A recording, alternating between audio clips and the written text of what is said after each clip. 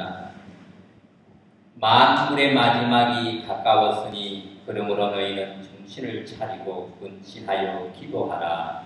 무엇보다도 열심으로 서로 사랑할지니 사랑은 허다한 죄를 덮느니라. 서로 대접하기를 원망 없이 하고 각각 은사를 받은 대로 하나님의 각양 은혜를 맡은 선한 청지기 같이 서로 봉사하라. 함께합니다. 만일 누가 말하려면 하나님의 말씀을 하는 것 같이 하고 누가 봉사하려면 하나님의 공급하시는 힘으로 하는 것 같이 하라. 이는 범사에 예수 그리스도로 말미암아 하나님이 영광을 받으시게 하려 함이니 그에게 영광과 권능이 세세 무궁토록 있느니라. 아멘. 오늘 한 주일에 종말이 온다면 어떻게 하시겠습니까? 라고 이런 제목을 가지고 말씀을 전하실 때에 많은 은혜 받는 시간 되시기를 바랍니다. 자, 다음 주에 지구의 종말이 온다고 하면 어떻게 하시겠습니까? 2012년도라는 영화가 있습니다. 그게 작년에 아마 했던 것 같습니다. 2012년 그 영화의 핵심은 무엇이냐? 마야의 달력이 2012년 12월 달부로 끝났기 때문에 그 마야인들이 이미 과거에 페루의 잉카 제국에서 만들어졌던 그 마야 민족들, 하늘의 수를 읽고 별들의 움직임을 읽어냈던 그 마야 민족들의 그 달력이 2012년 12월에 멈춰버렸다라는 겁니다. 그러면서 위기의식을 다시금 조장을 합니다. 뭐라고 조장을 합니까? 이 지구가 아마 멸망하지 않겠느냐. 그래서 마야인들이 더 이상 달력이 필요가 없어서 안 만든 것이 아니겠느냐. 자, 항상 이러한 것으로 우리의 마음을 흔들어버리고 있습니다. 자, 여러분들은 어떠십니까? 다음 주에 종말이 온다면 일주일 동안 무엇을 하고 지내시겠습니까? 예전에 이런 질문을 한번 드려봤거든요. 한 주일 후에 종말이 온다면 여러분들은 어떻게 사시겠습니까? 그랬더니요. 자, 믿는 사람들의 특징입니다. 첫 번째, 죄를 회개한다. 왜? 천국 가야 되니까. 지금까지 대충대충 산 거, 잘못 산 거 정말로 진심으로 한번 회개한다. 그냥 하나님 용서해 주세요. 이게 회개가 아니라고 말씀드렸죠. 그거는 회개가 아닙니다. 하나님 내가 지은 죄를 좀 사해 주시겠습니까? 이거 회개 아닙니다. 그건 자백이죠. 회개라는 건 뭡니까? 가슴에 뼈가 사무치도록 후회하면서 다시는 그 길을 가지 않겠노라고 발걸음을 완전히 끊어내는 거예요. 그렇지 않다면 우리는 회개한 거 아니거든요. 그 죄를 회개한다고 합니다. 두 번째, 이웃과 가서 화해를 한다. 그동안 섭섭했던 사람들과 화해를 하고 죽겠다. 참 멋있죠. 세 번째, 전도 못한 사람을 빨리 가서 막판에 전도해가지고 그 사람들도 같이 천국에 데려가고 싶다. 역시 신자들답습니다. 그래 마지막 네 번째 뭐냐? 그리고 그 일들을 다 한 후에 교회 와서 찬양하다가 종말을 맞이했으면 참 좋겠다. 자, 여러분들도 이런 생각이십니까? 그렇다면 다행인 거고요. 그런데 불신자들을 조사했더니 딱 놀라운 게 뭐냐? 아, 종말이 온다면요, 지금까지 못 해본 거 실컷 해보겠습니다. 여행도 해보고 먹는 것도 실컷 먹어보고 이것도 사서 해보고 저것도 해보고 이것저것 다 해보고 싶습니다. 이건 불신자들의 모습이라는 거예요. 우리의 신앙을 한번 단적으로 살펴볼 수 있는 문장입니다. 과연 여러분들은 어떠십니까? 다음 주에 종말이 온다면 방금 머릿속에 무엇을 그리셨습니까? 못 해본 거 해보겠다고요? 그렇다면 아직도 예수님은 우리의 가슴 깊이 머물러 계신 분이 아닙니다. 그냥 손님으로 왔다가 손님으로 사라지는 그 손님 대접하고 있는 거예요. 아니요. 예수님은 손님이 되어서는 안 됩니다. 예수님은 주인이 되셔야 합니다. 그런데 우리가 바로 이 종말에 대한 의식을 가지고 어떻게 살고 있느냐는 얘기죠. 교회에서 점점점 사라지고 있는 설교가 무엇이냐? 죄에 대한 설교가 사라지고 있고요. 그 다음에 지옥, 종말에 대한 설교가 사라지고 있습니다. 왜 그러느냐? 그런 설교하면 고리타분합니다. 죄에 대해서 설교하면 왜 우리를 정죄하십니까? 라는 것으로 받아들이다 보니까 현대교회에서 죄라는 설교가 점점 사라지고 있고 지옥과 종말이라는 설교가 사라지고 있습니다. 이건 모순입니다. 지옥이 없습니까? 있어요. 귀신이 없습니까? 성경에 분명히 예수님이 귀신이 있다고 했잖아요. 그럼 지금도 있습니까? 예, 있습니다. 그럼 죽은 사람이 귀신 되는 겁니까? 아니요. 죽은 사람이 귀신 되는 거 아닙니다. 죽은 사람은 바로 죽자마자 하나님 앞에 심판대에 가서 지옥이냐 천국이냐 결정판에 딱 쓰는 거예요. 그 사람들이 뭐 귀신이 돼서 우리로 와서 홀린다. 아니요. 말씀드렸잖아요. 이미 그 모든 것도 하나님이 다 정확하게 구별 지어 놓으셨다고요. 그런데 우리는 어떻습니까? 이 종말이라는 단어를 두고 있을 때 어떠한 생각을 하십니까? 왜 신자들하고 불신자들이 이렇게 생각의 차이를 느끼게 될까요? 신자들은요, 내세의 소망을 두었다는 얘기입니다. 마가복음에 우리 늘 외우는 말씀 있죠. 예수님께서 이 땅의 모든 것을 버리면 내세에 영원한 생명을 얻을 것이다. 자, 천국 가고 싶은 건 누구나 당연합니다. 그쵸? 천국 다 가고 싶으시잖아요. 그러나 문제는 여기 있습니다. 천국 가시려면 이 땅의 모든 것을 버리시라겠습니다. 부모도 버리고 다 버리라겠습니다. 버리실 마음 있으십니까? 무소유를 하라는 뜻입니까? 아니요. 무소유의 공산주의 상이 아니라는 겁니다. 다시 말해서요, 내려놓으면 욕심이 없다는 얘기입니다. 너의 마음속에 이 땅에 있는 것을 붙잡고 있느냐? 바울이 이야기했습니다. 이 땅의 모든 것을 배설물로 여긴다고 이야기했습니다. 그러나 우리의 마음속에 정말 천국을 바라보면서 이 땅의 것을 포기하고 있느냐고요? 아니요. 우리는 이 땅에 있는 거 요만큼이라도 손톱만큼이라도 놓치지 않게 해서 아둥바둥대고 있습니다. 결국 우리는 내세의 소망을 둔 사람이 아닙니다. 그래도 크리스찬들도 이 땅에서 제대로 살아야 되는 거 아닙니까, 목사님? 아니요. 선한 방법으로 하는 것마저도 하나님은 내려놓으라고 합니다. 왜입니까? 하나님께서 내려놓았을 때 움직이시거든요. 우리가 하려고 하니까 문제가 터지는 겁니다. 내가 해보려고 하니까 터지는 겁니다. 내 머리, 내 경험상 주변의 모든 상황과 환경을 가지고 움직여 보려고 하니까 그 모든 문제가 터지는 거죠. 정말 하나님을 얼마만큼 믿고 있느냐는 얘기입니다. 자, 다음 주에 종말이 옵니다. 돈 가지고 계셔서 뭐 하실 겁니까? 우주선 타고 날아가실 겁니까? 우주로? 예, 우주선 탈 수 있다고 합니다. 우주로 나갈 수 있다고 합니다. 지금 과학으로는 그게 가능합니다. 그러나 그 돈이요, 저와 여러분들이 가지고 있는 돈 가지고는 어림도 없다는 얘기입니다. 이미 예약한 사람들이 있대요. 살 거냐고 해가지고 미리 달나라에도 어느 정도 팔고 땅도 팔고 그렇게 해서 산 사람들이 있습니다. 그런데 그 돈이요, 저와 여러분들이 살 수 있는 수준이 아니라 빌 게이츠 정도 돼야 살 수 있는 수준의 돈이랍니다. 그럼 결국 우리는 이 땅 지구가 멸망할 때 죽어야죠. 그런데 왜 우리는 아둥바둥할까요?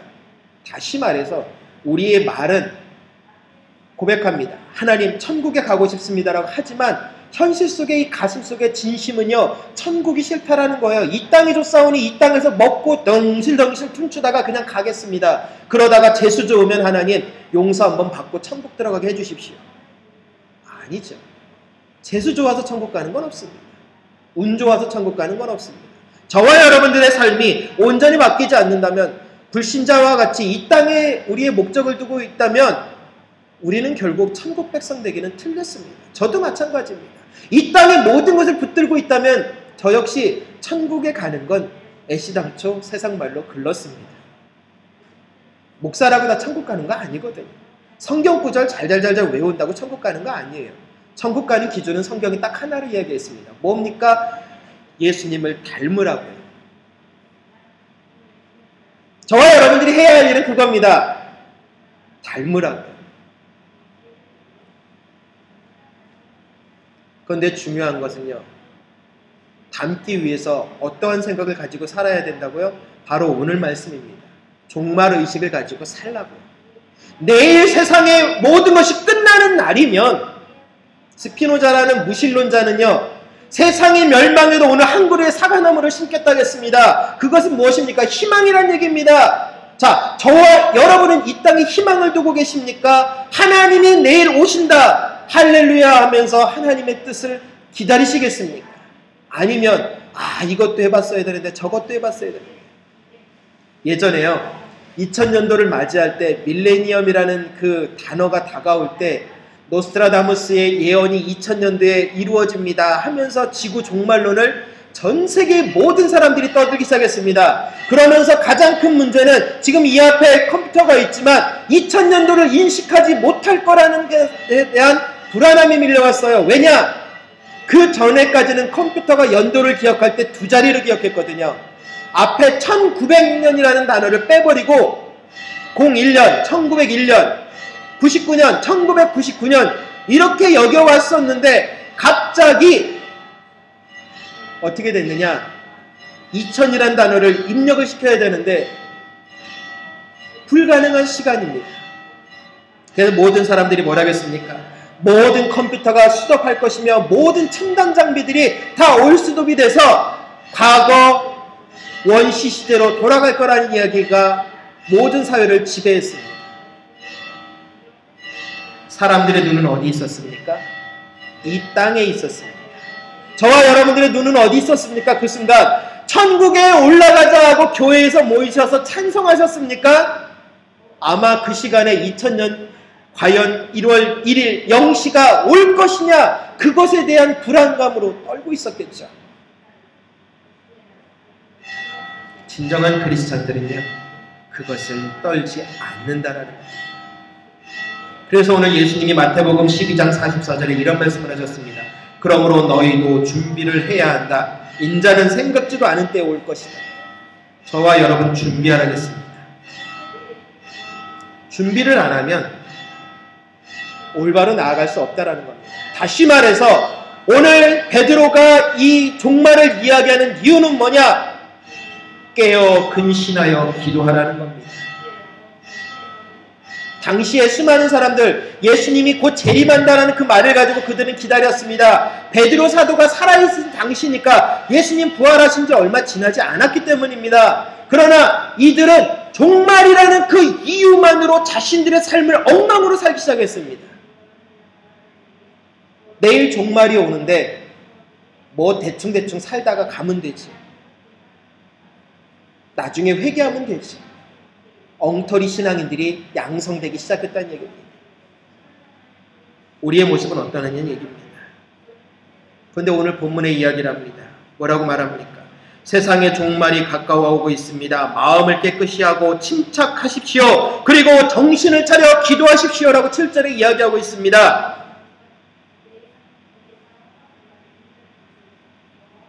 기도해야 한다라고 되어 있는데 뭐라고 되어 있습니까? 정신을 차리랍니다. 저희. 왜 정신을 차리라고 했을까요? 다시 말하면 제정신 차리라는 얘기입니다. 정신줄을 놓지 말란 얘기가 아닙니다. 우리를 유혹하는 것들로부터 피하라는 얘기입니다. 올바른 정신을 가지고 있어야 되는데 쓰러져서 정신을 놓은 상태로 그게 아니라 여기서 우리를 정신을 혼미하게 만드는 모든 것을 막아내라는 이야기입니다. 지난주에 설교 말씀 드렸지 않습니까? 그게 뭐라겠습니까? 우리를 정신을 잃게 만드는 것, 우상숭배와 술과 방탕과 음란과 폭동이라고 얘기를 했습니다. 이러한 것들은 뭐라겠습니까? 하나님 대신 우리의 문제를 우리 스스로 해결할 수 있고 우리끼리 행복을 느낄 수 있다라고 만드는 거라고 했지 않습니까? 술을 드시는 이유가 무엇입니까? 잊고 싶어서 나가는 분이 거의 99%입니다. 그런데 술을 드실 때는 잊어버립니다. 왜입니까? 술이 나를 지배했으니까. 그러나 술이 깨셨을 때는 그것이 잊혀졌습니까? 아니요. 또 문제거든요. 그래서 또 마시게 됩니다. 자, 이게 죄인 것을 알고 있습니다. 그러나 처음 시작합니다. 그때는 두려움 반, 떨림 반입니다. 그러나 아무 이상이 없습니다. 하나님이 벌을 안 내리시네? 그럼 어떻게 됩니까? 나중에 그 죄가 만성화가 됩니다. 하나님 앞에 나중에 가서 결산할 때만 잘하면 될 것 같다. 아니요. 문제는 심각합니다. 성경이 뭐라고 얘기를 하느냐? 다른 사람이 예수님도 성령님도 그때 가서 우리를 이야기하시는 게 아니라요. 내가 하나님 앞에 서서 내가 한 일을 내가 직고한다고 했어요. 기억 안 날 겁니다. 목사님. 걱정하지 마십시오. 아니요. 하나님 앞에 서 있는 그 순간만큼은 내가 기억 못하는 모든 기억까지도 다 직고한다는 얘기입니다. 결국 무슨 얘기입니까? 내가 나를 이야기해서 하나님 앞에 내가 나를 기준으로 징계를 받는다는 얘기입니다. 판단을 받는다는 얘기예요. 그래서 정신 차리라고 이야기하고 있는 겁니다. 크리스찬들 마음 순간 넘어지기 쉬워요. 세상 사람들 부럽죠. 아, 저렇게 악한데도 잘 사네. 그러나 성경은 우리에게 이야기합니다. 뭐라고 얘기합니까? 악은 모양이라도 버리라고. 왜 그렇습니까? 그 악이요, 어느덧 나도 모르게 물들어가거든요. 아까 말씀드린 것처럼 처음에 시작할 때는 두렵습니다. 떨립니다. 그러나 어떻습니까? 만성화가 되면요, 당연한 것으로 여깁니다.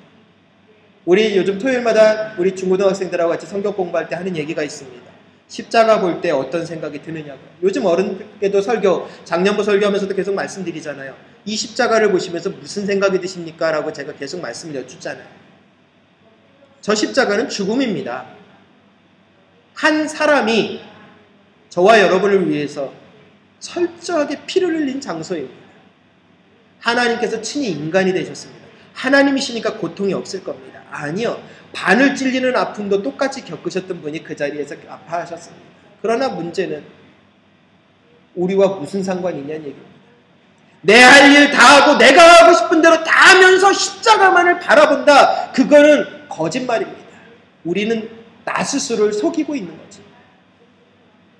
콘스탄틴 왕자가 그 말을 했습니다. 마지막에 내가 회개를 하면 그때 하나님이 용서해 주실 거니까 그때 세례받고 회개하고 천국 가면 되지 않느냐. 기회는 없다고 말씀드렸죠. 나중은 없습니다. 하나님은 바로 지금 오늘 이 순간을 보신다는 얘기입니다. 그러므로 정신 차리라고 우리에게 경고하고 있습니다. 왜 정신을 차리느냐? 정신 차린 사람은 하나님과 올바른 교제를 할 수 있기 때문입니다. 하나님이 원하는 게 무엇인지를 알기 때문입니다. 그 방법이 무엇입니까? 제일 우선이 예배입니다. 그리고 말씀입니다. 이 66권 말씀이 나에게 살아 운동력이 있어야 합니다. 말씀을 읽어도 제가 아무 감정이 없습니다. 그러면 말씀이 잘못된 것이 아닙니다. 저와 여러분이 이미 무딜 대로 무뎌진 겁니다. 왜입니까? 히브리서의 성경 말씀이 뭐라겠습니까? 좌우의 날선 어떤 것보다 예리하다겠습니다. 찔러 쪼개기까지 한다겠습니다. 근데 그 말씀이 아무 의미 없이 아무렇지도 않게 내 마음에 느낌이 없다면, 말씀을 읽고 있는데 아무런 감흥이 없다면 이미 내 마음은 무뎌질 겁니다. 은혜의 말씀이 쏟아지면 그때 해결되지 않겠습니까? 아니요, 착각하는 겁니다. 은혜는요, 내가 하나님 앞에 준비되어져야 내려오는 게 은혜예요. 그럼 그 은혜가 준비되어졌을 때 쏟아지느냐고요? 아니요. 이미 폭포수와 같이 쏟아지고 있는 그 은혜를 볼 수 있는 눈이 열려지지 않았기 때문에 봐야 그것을 담아갈 게 아니냐는 얘기입니다. 지금도 저와 여러분들의 삶 속에는 하나님이 24시간 쉼없이 은혜를 쏟아붓고 계십니다. 그러나 그 은혜를 받아 누릴 그릇은 외부의 요인이 아닙니다. 예수님이 씨 뿌리는 비유에 이야기하셨지 않습니까? 뭘 하겠습니까? 너의 마음의 상태가 어떠냐에 따라서 가져가고 못 가져간다겠습니다. 못 가져가는 건 누가 가져간다고요? 그놈이 가져간다고요. 제일 억울한 일이라겠습니다. 아까 우리 장로님께서 말씀해 주신 그 성경 구절을 인용하면서 해주셨던 말씀. 감사로 받으면 버릴 것이 아무것도 없어요. 맞아요. 하나님의 은혜는 버릴 것이 아무것도 없는데요. 내 마음에 있는 이 돌짝밭으로 걸러내서 받으려고 하고 가시떨기 때문에 받아내려고 하고 내가 받는 것만 받으려고 합니다. 그러니까 받기 싫은 건 어떻게 합니까? 언어학교 때 지금 지난주에 일과 말씀드렸지만 들을 게 있는 자는 들을지어다. 듣기 싫다는 얘기입니다. 이미 내 눈을, 귀를 막아버렸는데 하나님의 은혜가 들리고 보이겠습니까? 그러니까 못 담아가는 거죠. 예배와 말씀, 찬양을 드릴 때 마음에 감흥이 있으십니까? 감동이 있으십니까? 그저 찬송이니까 부른다. 오늘 6절 찬양을 드렸습니다. 왜 이렇게 길을까? 예전에 제가 청년 때 그랬어요. 목사님이 그냥 1절부터 6절까지 있는 찬양, 부흥 찬송을 부를 때는 가끔가다 목사님이 1절부터 12절이 있는 걸 부를 때가 있어요. 목사님 저것 좀 부르지 말지. 왜입니까? 찬양인데 어느 날은 그게 은혜가 되는데 어느 날은 은혜가 안 되고 왜 이렇게 길까? 이 생각을 하는 건 결국 누구 책임입니까? 제 책임입니다. 찬송가 가사가 변했습니까? 안 변했죠. 성경 구절이 변했습니까? 안 변했죠. 받아들이는 내가 듣기 싫은 거예요. 예전에 말씀드렸잖아요. 우리 머릿속에 단백질 덩어리 하나 세포가 있는데 요 손톱보다 더 작아요. 그런데 이게 뭐라고요? 철저하게 내가 듣기 싫다고 딱 인식을 뇌에다가 주면 그게 반응을 하면서 그 순간부터 아무 소리도 안 들린답니다. 밖에서 엄청 시끄러운 소리가 나도요. 내가 하나에 딱 집중할 수 있는 이유는 바로 그 세포 때문이라는 겁니다. 그때 그 말씀 드렸잖아요. 어느덧 우리도 그렇게 하나님의 말씀을 차단하고 있는 거 아니냐는 얘기입니다. 그리고 마지막으로 하나님과 교제하는 방법은 기도입니다. 기도하시죠? 늘 기도하라고 말씀을 드립니다. 기도하고 계십니까? 기도를 멈추시면 죽은 겁니다. 자, 코를 콱 막고 입을 막고 물속에서 몇 분이나 견디시겠습니까? 산소호흡기 없습니다. 5분 정도 견디시겠습니까? 세계 최고의 무장비 스쿠버 다이버라는 사람이 있습니다. 그 사람이 뛰어들면 물속에서 한 10분까지는 갈 수도 있답니다. 그 사람은 훈련에 의해서 그렇게 만들어진 사람인데 일반 해녀들이 내려가면 5분에서 7분까지 버티는데 일반 사람들은 1분 50초 되면 벌써 숨 멈춰가지고 막 죽으려고 합니다. 못 산다고 우리는 손을 놓겠죠. 숨 쉬려고 하겠죠. 그런데 기도는 영적인 호흡이라겠습니다. 어떻게 영은 숨을 안 쉬느냐는 얘기입니다. 참 그게 신앙생활하면서 제일 큰 미스테리예요. 숨을 못 쉬게 코를 틀어 막아놓으면 숨 쉬게 해달라고 발버둥을 치면서 왜 영의 호흡은 숨 쉬지 않으면서도 전혀 이상하게 생각 안 하느냐는 얘기예요. 그래서 오늘 본문에 그러잖아요. 예배 드리는 것, 말씀 읽는 것, 찬양보다 무엇에 집중하고 있습니까? 7절에 기도하라고요. 귀에 못이 박히도록 이야기해드렸습니다. 기도하십시오. 아, 목사님 힘들어서 못하겠습니다. 힘들어서 못하면 하나님과의 관계는 깨진 겁니다. 아, 기도할 마음이 생겨야 기도하지 않겠습니까? 예, 이미 하나님과 관계는 깨졌습니다. 아, 하나님은 은혜를 주셔야 되는 거 아닙니까? 아니요. 이미 내가 마음이 깨졌는데 하나님이 거기다 무엇을 담아주신들 다 흘러내리죠. 기도는요, 하나님이 주셔서 하는 게 아닙니다. 기도는요, 환경에 따라서 하는 거 아닙니다. 말씀드렸잖아요. 잘 될 때는 더 기도해야 되고 겸손하도록, 안 될 때는 더 하나님 앞에 부르짖기 위해서 기도해야 된다고요.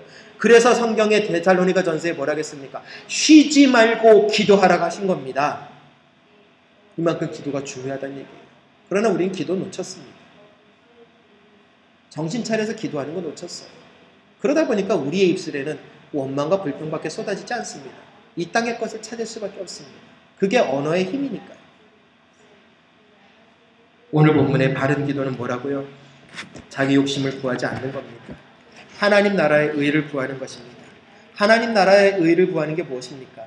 하나님 나라와 그 의를 구하면 된다. 첫 번째, 늘 듣습니다. 그런데 우리는 그걸 너무 크게 생각을 해요.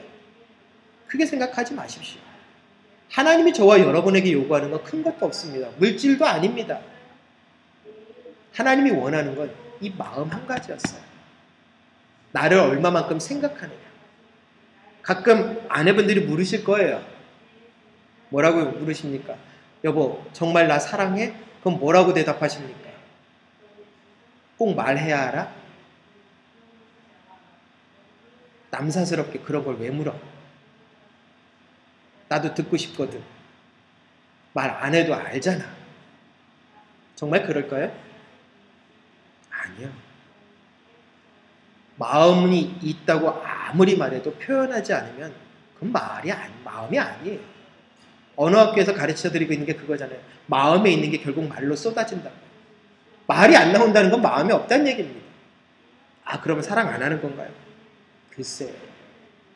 한번 가슴 깊이 물어봐야 할 일이죠. 하나님과의 관계도 마찬가지입니다. 저와 여러분들의 마음속에 무슨 생각을 하고 있느냐는 얘기입니다. 어떠한 생각을 하고 어떠한 표현을 하고 있느냐는 이야기입니다. 가장 중요한 것은 하나님이 정말 저와 여러분들의 인생에 어떠한 분이냐는 얘기입니다. 그 종말 의식 속에서 정신 차리고 기도한 다음에 해야 할 일이 또 뭐가 있다고요?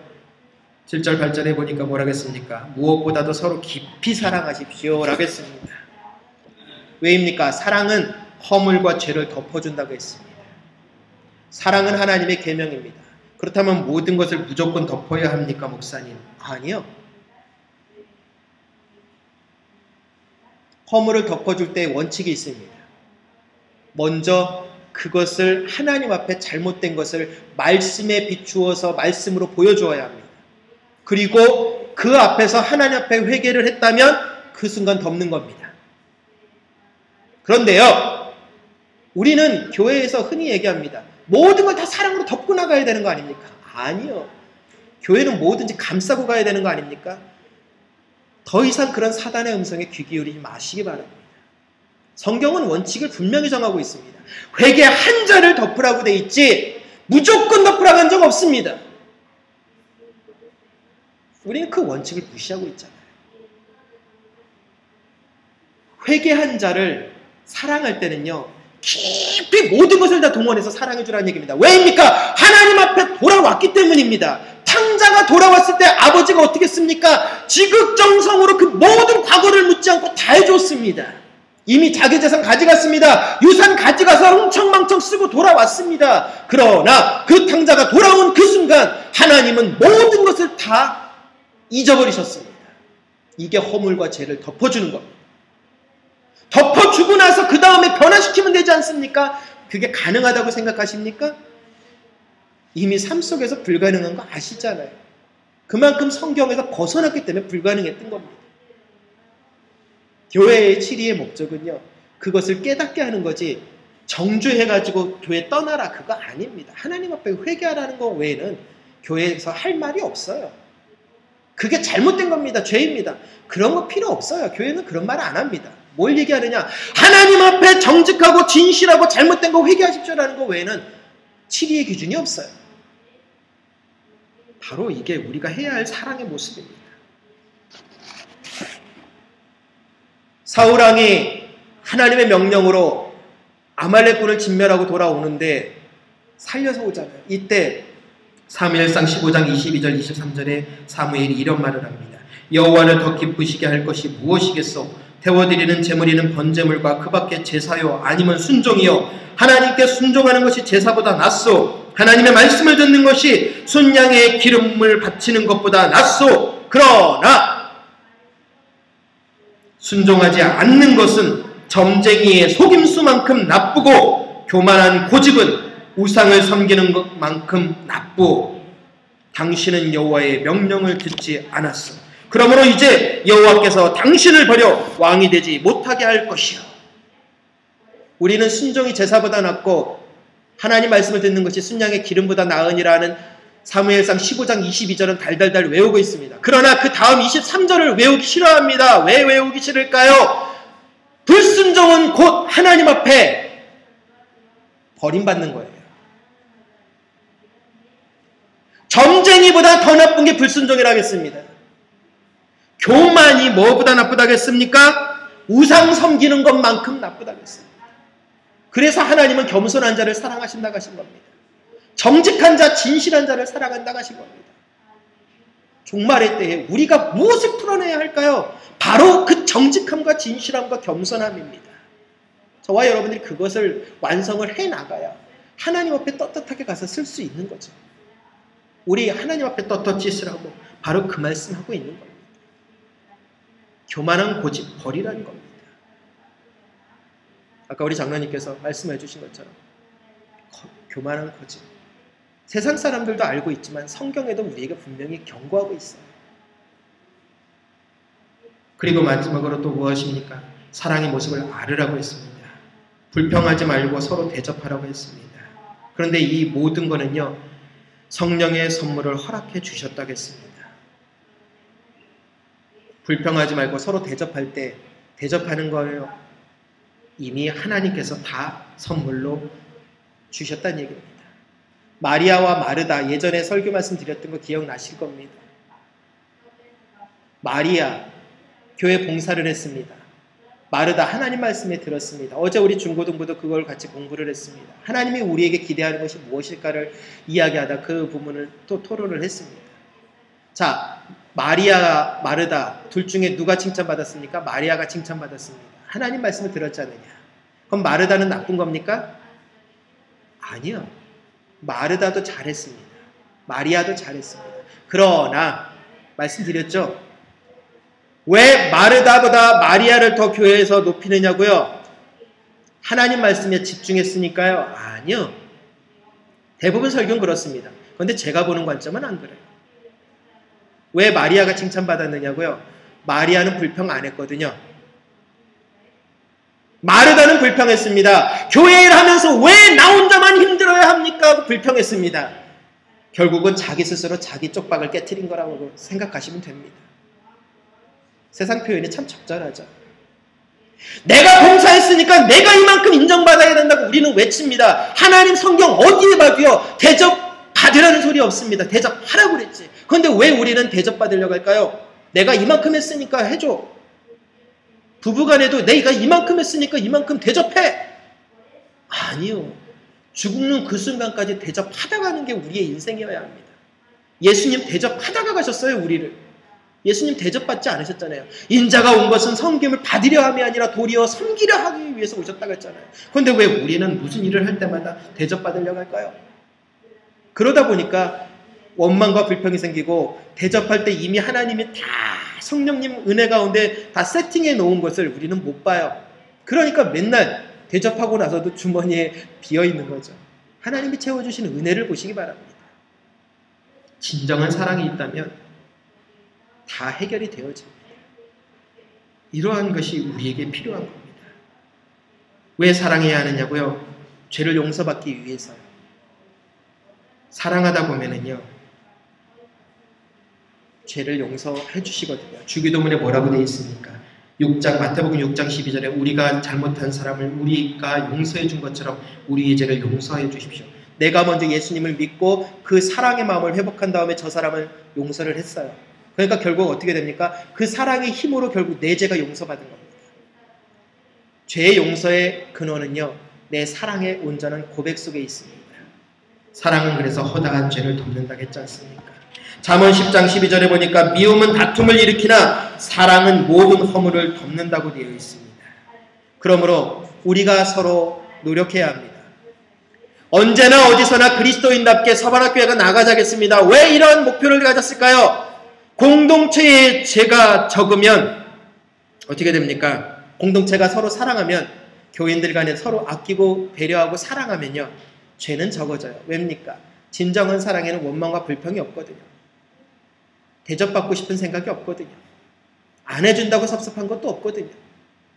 그저 말씀의 은혜에 집중하면 되는 거거든요. 그러나 세상의 대접에 집중하고 있다면 이미 우리는 관계는 깨어지는 거죠. 왜요? 사람은 채움의 대상이 아니거든요. 채우실 수 있으시겠습니까? 못 채워요. 그 어떠한 사람도 다 채울 수 없습니다. 9절에 그래서 우리에게 어떻게 합니까? 다시 말씀드립니다. 서로 대접할 때 실질적으로 대접하라고요. 물질적인 대접이 아닙니다. 그건 당연히 이루어지지만 제일 먼저 무엇이 이루어져야 됩니까? 정신적인 대접이요. 그 사람을 진심으로 대하겠다라는 마음이요. 저와 여러분, 무슨 일을 할 때 진심으로 하셔야 합니다. 그러니까 오죽하면 성경이 우리에게 명령하시는 요구사항이 엄청난 거 아닙니까? 하나님께 하듯 하라, 예수님께 하듯 하라. 모든 사람들 누구를 만나든지 예수님께 하듯 하고 하나님께 하듯 하라. 이것은 뭡니까? 마음부터가 달라지라는 얘기입니다. 대접할 때 이렇게 진심으로 하나님께 할 때 하나님 앞에 원망하면서 대접하십니까? 아니잖아요. 사랑으로 진심으로 감사해서 대접하겠죠. 기억해 주시기 부탁을 드립니다. 내가 대접하는 사람이 예수님이라고 생각하십시오. 그런데 꼭 이런 말씀을 드리면은 내가 대접받아야 될 대상이야. 대부분 크리스천들은 설문조사에 보면 99%가 그렇게 얘기를 한대요. 이제부터는 내가 나가서 섬겨야지. 아니요. 그 설교 듣는 그 순간 설문을 딱 조사해봤더니 나오는 얘기는 항상 그렇답니다. 내가 그 섬김을 받아야 될 대상이니까 이제부터 다들 나 섬겨야 돼. 우리 사고는 어느덧 잘못 갔어요. 예수님은 섬기라고 했지 내가 대상이 되라고 한 적은 한 번도 성경 구절 어디에도 안 써 있거든요. 근데 우리는 꼭 성경을 반대로 여기고 있어요. 내가 복음을 만들어버렸다는 얘기예요. 내가 복음을 만들다 보니 우리가 하나님이 맡기신 일을 온전히 생각할 수 있는 여력이 없어요. 10절 11절에 뭐라고 돼 있습니까? 우리에게 맡은 사명을 감당하라고 했습니다. 자신이 위치, 말씀을 전하는 자는 말씀을 전하는 자답게, 봉사하는 자는 봉사하는 자답게. 이 말은 뭐냐? 하나님 안에서 믿음의 자리를 지키라는 얘기입니다. 마태복음 25장에 나오는 10처녀들처럼 기름을 준비하고 있는 5처녀처럼 하라는 얘기입니다. 어영부영하다가 그냥 꾸벅꾸벅 졸다가 대충대충 하다가 신랑이 오자 기름이 떨어지니까 어떻게 합니까? 기름 좀 구워줘. 안 돼. 니네들이 알아서 사와. 그 기름을 구해왔을 때 이미 문은 닫혔습니다. 천국문 닫혔다는 얘기입니다. 저희들요, 지혜로운 5처녀처럼 기도하면서 맡은 자리에서 충성을 해야지. 어영부영하다가 결국 어떻게 됩니까? 나중에 그러다 이 미련한 5처녀처럼 기름 준비 못해서 문 닫혀버리면 어떡할 거냐. 그때 가서 두들겨봤자 소용없습니다. 맡은 사명 제대로 감당해야 합니다. 달란트 비유에 누구는 큰 거 줬으니까, 난 요만한 거 줬으니까 대충, 난 성도니까 교회에서 뭐 별로, 나는 집사니까 조금, 나는 권사니까, 안수 집사니까, 장로니까 더 많이. 아니요. 교회는요, 다 똑같이 감당하는 거예요. 저와 여러분 다 똑같이 하나님의 교회에 책임을 맡으셨습니다. 1억을 맡은 자, 8억을 맡은 자, 돈의 가치는 우리의 볼 뿐이죠. 하나님은요 똑같거든요. 저와 여러분 어떻게 생각하십니까? 그렇다면 이 사명을 감당하는 거 마지막 어떤 자세로 해야 될까요? 봉사하라고요. 그리고 섬기라고요. 하나님이 기회를 주셨을 때 말없이 봉사하시고 말없이 섬기십시오. 그런데 우리는 대부분 앞에서 열심히 봉사해놓고 뒤에서 그 모든 은혜를 다 까먹어요. 원망 때문에요. 그러니까 항상 우리의 주머니는 비는 겁니다. 육적인 주머니 비는 게 문제가 아니에요. 육적인 주머니야 비었다가 다시 채워질 수도 있으니까. 그러나 문제는 영적인 주머니가 빈 거를 우리는 모르면 천국 올라갔을 때 어떻다고요? 내 창고에 올라갔더니 텅 비어버렸습니다. 이제 예수님한테 뭐라고 변명하기 시작해야 되는데 창고가 비어버렸다고요. 그 순간 방법 없죠. 이게 종말이에요. 마지막으로요, 하나님의 능력으로 하는 것 같이 하십시오. 하나님의 능력은 무엇입니까? 겸손한 겁니다. 그리고요, 자기의 영광을 구하거나 자기 힘으로 하는 거 아닙니다. 내가 이만큼 했는데 그런 말 절대 입에 좀 담지 않아야 합니다. 크리스찬들에게 절대 담아서는 안 되는 말입니다. 제가 글 요청이 와서 보낸 적이 있어요. 최근에. 도대체 크리스찬의 삶이 무엇입니까? 첫 마디를 제가 그렇게 썼습니다. 교회에서 만약에 내 것이고 내가 이만큼이었다라는 것을 외치는 그 순간 그 믿음은 산산조각난다. 그러므로 절대로 교회 안에서 나라는 단어를 아예 없애고 원망을 없애봐라. 그 글이 책에 나가자마자 그 출판사를 그냥 완전히 난리가 났대요. 어떻게 그런 글을 쓰느냐. 그 다음에 다시금 요청이 와서 항의가 와서 그거에 대한 답변을 썼어요. 하나님의 영광입니까? 사람의 영광입니까? 우리 크리스찬들은 사람을 보고 신앙생활합니까? 하나님을 보고 신앙생활합니까? 저와 여러분들이 불평했다면 사람을 의식한 거고요. 하나님을 의식했다면 그저 못해드린 것에 대해서 죄송할 따름입니다. 라는 고백이 쏟아져야 합니다. 십자가에 죽으라는 말은 안 했습니다. 그저 있는 시간 최선 다하라겠습니다. 최선을 다해서 기도하라겠습니다. 새벽을 깨우리라 라고 이사야 60장에 이야기를 했습니다. 그러나 우리는 최선 다 안 합니다. 내가 우선입니다. 내 몸 먼저 챙길 거 다 챙기고 하나님입니다. 그렇다면 결국 우리는 하나님의 능력으로 일한 것이 아닙니다 하고 다시금 글을 보냈어요. 그랬더니 진정이 됐답니다. 맞잖아요. 저와 여러분, 종말의식을 가진 사람은요, 사람의 시선을 생각 안 합니다. 왜요? 지금 죽은 다음에 어떻게 될까 그 내세가 고민되는 사람들이거든요. 그런데 아직도 종말이 되든지 말든지 나는 이 땅에서 지금이 중요하다고 한다면 우린 여전한 불신자입니다. 어떠한 생각, 어떠한 사고로 오늘 하루를 사시겠습니까? 한 주일 후에 종말이 온다면 어떻게 하시겠습니까? 저와 여러분들의 믿음을 보이셔야 할 때입니다. 지금 종말이 안 와도 됩니다. 안 올 수도 있습니다. 우리의 후손들 때에 올 수도 있습니다. 그러나 그게 중요한 게 아니잖아요. 어차피 저와 여러분은 히브리서에 있는 말씀처럼 한 번 죽는 것은 정한 이치요라고 했습니다. 저와 여러분들 영원히 살 사람 없잖아요.